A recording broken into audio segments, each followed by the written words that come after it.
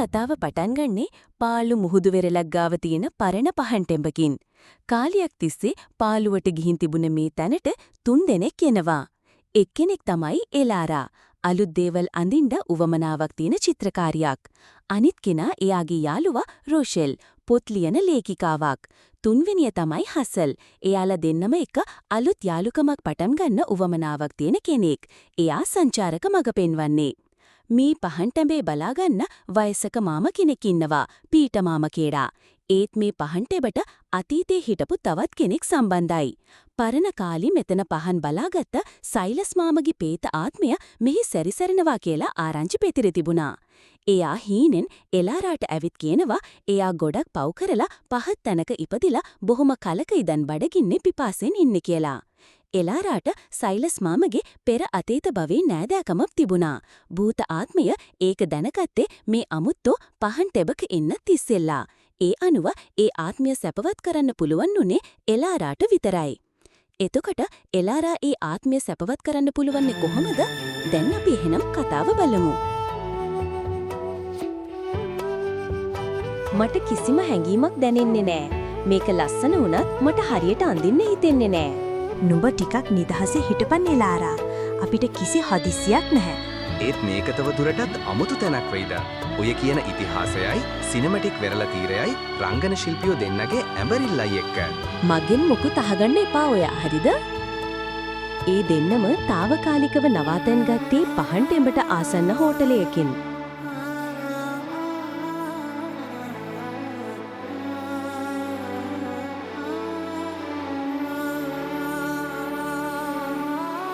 හොඳ හෝටලයකින් කාලම නෑවදී.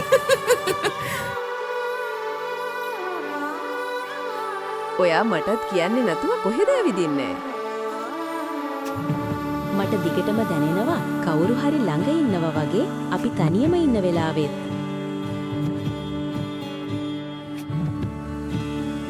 අර කොල්ල මේ හෝටලෙට එනාලෝ. රොෂෙල් අක්කත් හිතන් ඉන්නේ මම මේ කොල්ල ගැන හිතනවා කියලාද? ඌත් සුද්දෝ එක්කම ඉඳලා දමන්ද සුද්දෙක් වගේ වෙලා. ඒකත් සුද්දෝ පැටියෙක්ද දන්නේත් නෑ. එහෙනම් ඔයා හිතන්නේ කවුරු ගැනද? එන ඒ ලාම්පු කණුවේ භූත ආත්මය ගැන. එලාරාට එදා නින්ද ගියෙත් නෑ. ගොඩක් වෙලා යනකම්. එයා ඒ භූත සයිලස් ගැනමයි හිතුවේ. මදියම් රාත්‍රියත් පහුවෙලා එයාට යන්තම් නින්ද ගියා. එයා අරුම පුදුම හීනයක් දැක්කා.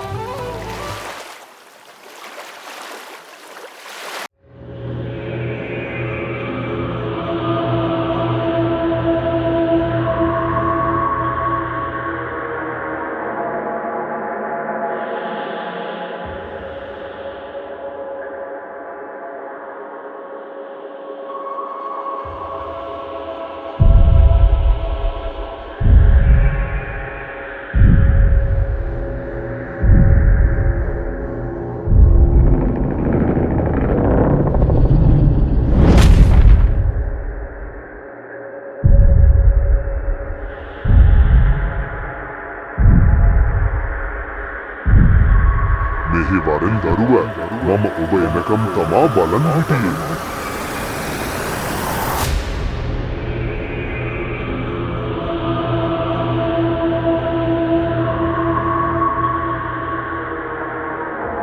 අනේ එන්න මට බයයි.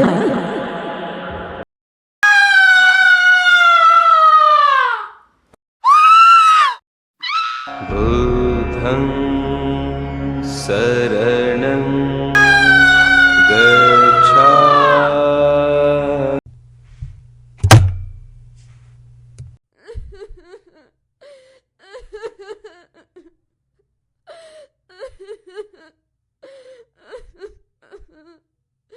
මේ චූටි නෝන ඇයි මේ වෙලාවේ තනියම උඩට ගියේ? අනේ මේ දරුවගේ ඔළුවෙන් ලේත් එනවා. ඉක්මනට මෙයාව මෙතනින් වාඩි කරවන්න. සීරීමක් විතරයි තියෙන්නේ. වෙන ලොකු අවුලක් නෑ. සයිලස් සයිලස් සයිලස් උඹ මේ ගෑනු ළමයාව බය කළේ ඇයි? මම බය කරන්න හැදුව නෙවී පීටර්. එයා මගේ අතීත කතාව අහගෙන හිටියා. අන්තිමට මෙයා කලන්තේ දාන්නේ ප්‍රේත ලෝකේ භයානකකම ගැන දැනගත්ත නිසායි.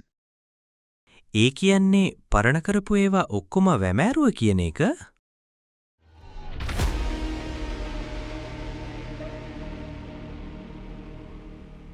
අයියෝ රොෂේ ලක්කේ හරි වැඩේනේ. ඇයි නංගි උඹට මොකද උනේ? ඒ සයිලස්ව දැක්කද? මෙහෙ කොහෙද බන් සයිලස්? ඔබ හීනයක්වත් දැක්කද? මගේ ඔළුවෙන් ගොඩක් ලේනෝ දකි. එහෙම දෙයක් මට නම් පේන්න නෑ. හැලෝ පීටර් මම අද මේ කතා කරන්නේ. හෙට උදේන්ම මට ඔයාව හම්බෙන්න ඕනේ. පුළුවන් වෙයිද?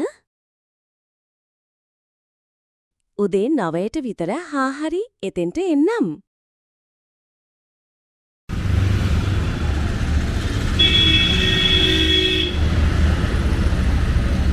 Good morning, madam. පීටර් මාමා එක්ක මට ටිකක් තනියම කතා කරන්න ඕන. මේ නාගි මිනිසයා එක්ක මේ තරුණ ළමයින්ට මොනවාද කතා කරන්න තියෙන්නේ? සංසාරේ ජීවිතය තුළ මම ඔයාගේ අම්මා වෙලා වගේම මම ඔයාගේ දුව වෙලා ඉපදෙන්නත් පුළුවන් නේ. එක තමයි ඇත්ත. ඒත් ඔයාට එච්චරම වැටහීමක් ආවේ කොහොමද? අපිට කියන්නත් බැරි රහසක්ද තියෙන්නේ. හරි දරුවෝ, ඔයාට මං එක්ක කතා කරන්න ඕන නම් මගේ හිතවතෙක්ගේ ගෙදරක් තියෙනවා. ඒ ළඟපාත. අපි ගිහින් කතා කරමු.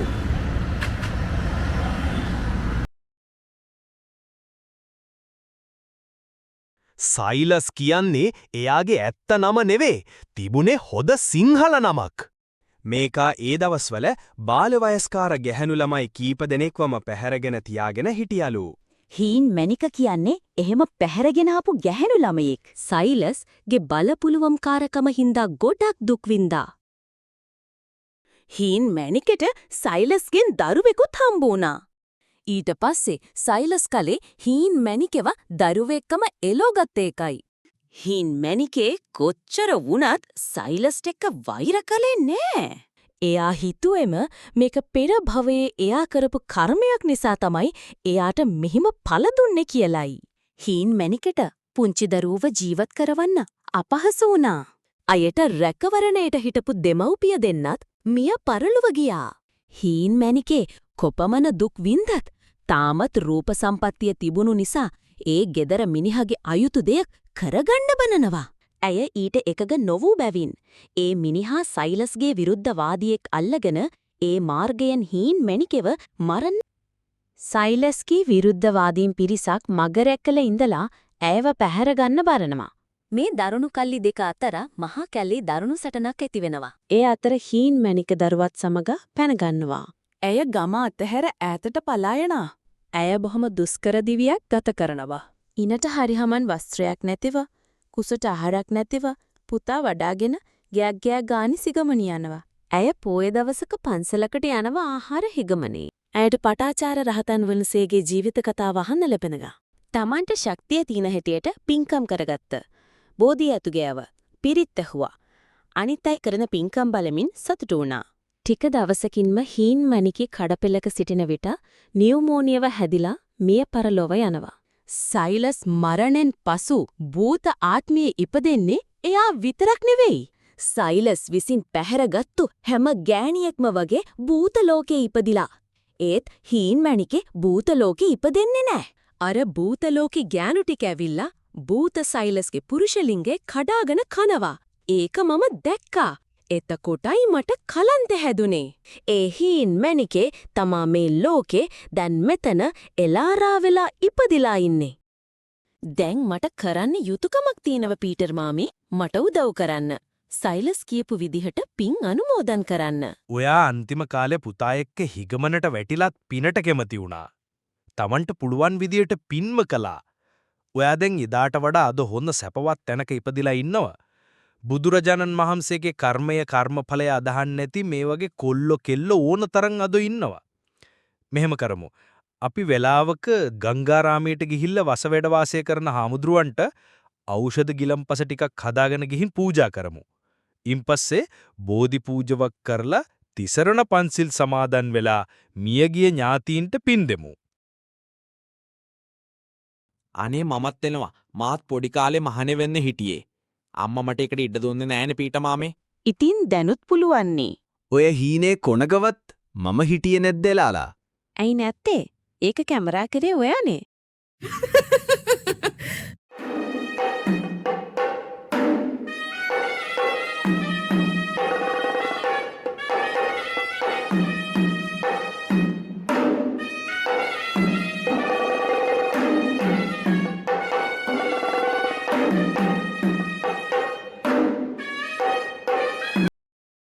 එදා දුප්පත්කමින් හිගමනට වැටී සිටි හීන්මැණිකට ධර්මයේ පිළිසරණ ලැබුණා. මේ භවයේදී එලාරා ලෙස ඊතා රූමත්ව ධනවත් පවුලක ඉපදුනා. පීට මාම වගේ කල්යාණ මිත්‍රයන් ලැබී නැවතත් ධර්ම මාර්ගයට පැමිණෙනවා. එය මේ භවයේ තිසරණේ පිහිටනවා.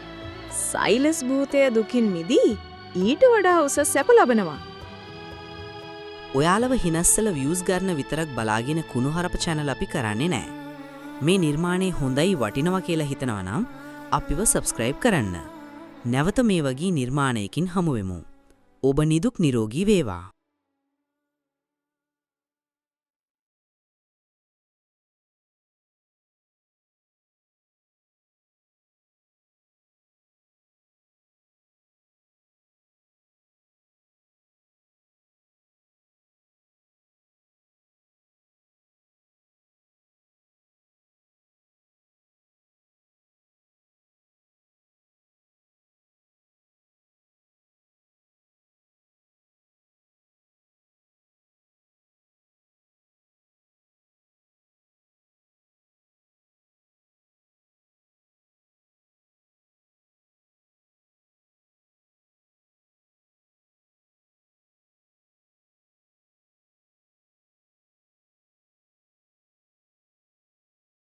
එදා දුප්පත්කමින් හිගමනට වැටී සිටි හීන්මැණිකට ධර්මයේ පිළිසරණ ලැබුණා.